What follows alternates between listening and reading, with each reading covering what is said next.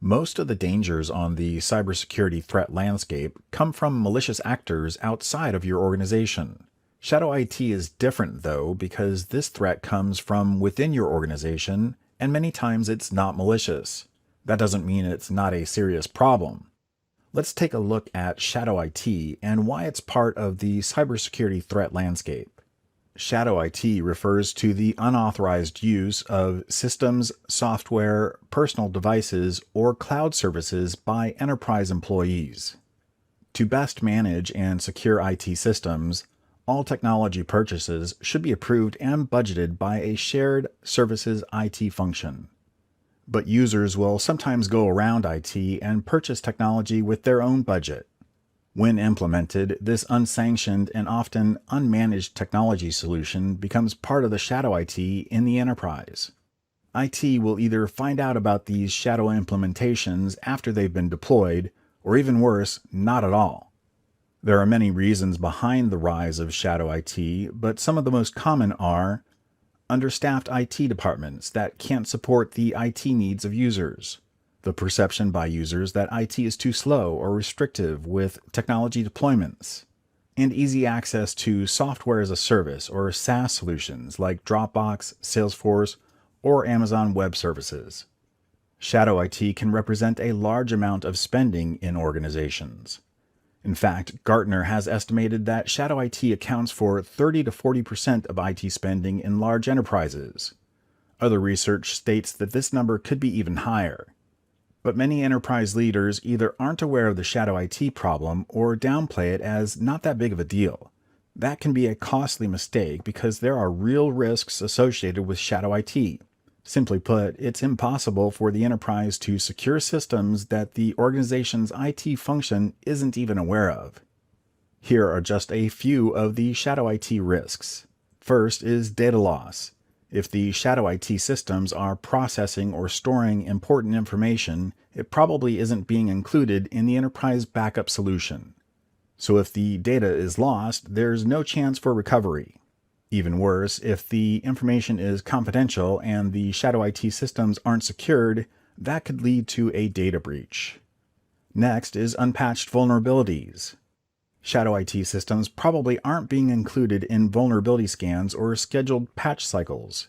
That means these systems could have vulnerabilities that expose them to attacks and possible data breaches.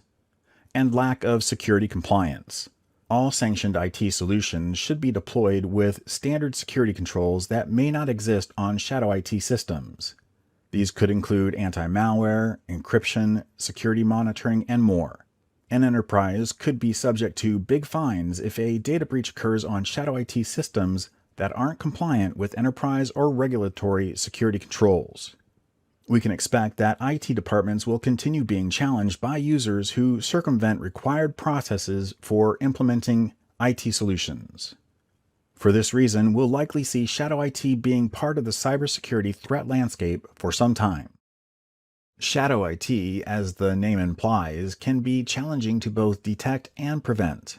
In this video, I'll cover some specific actions you can take to reduce the likelihood and impact of shadow IT in your organization. First, let's look at some fundamental controls for protecting against shadow IT.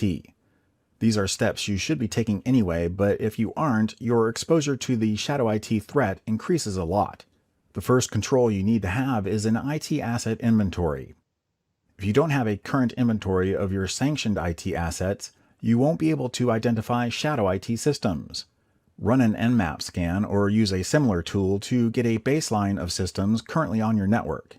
Review the results to make sure all systems you found are authorized and deal with any that aren't. Next, make sure users know about correct IT deployment processes. It's hard to blame users who don't follow the system when they don't know what it is. Define a clear IT deployment process and write it down. Publish it in a place that's easy for users to find and heavily promote it. Finally, implement and enforce strong security policies that prohibit unauthorized deployment of IT systems or solutions. Security policies should be approved by executive leadership and should clearly state what is allowed when it comes to IT deployments. That way, you'll have an answer when asked why shadow IT systems need to be removed. There are also several technology controls that will help keep shadow IT from becoming a serious problem in your organization. First is security monitoring.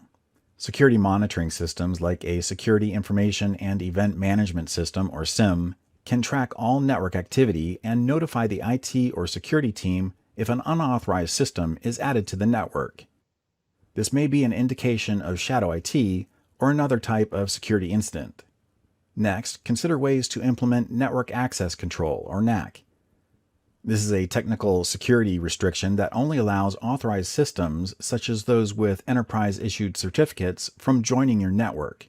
With NAC in place, if a user attempts to add shadow IT systems to the network, they wouldn't be able to connect. Finally, consider using a Cloud Access Security Broker, or CASB. CASB is a technology that sits between users and the cloud services they try to use.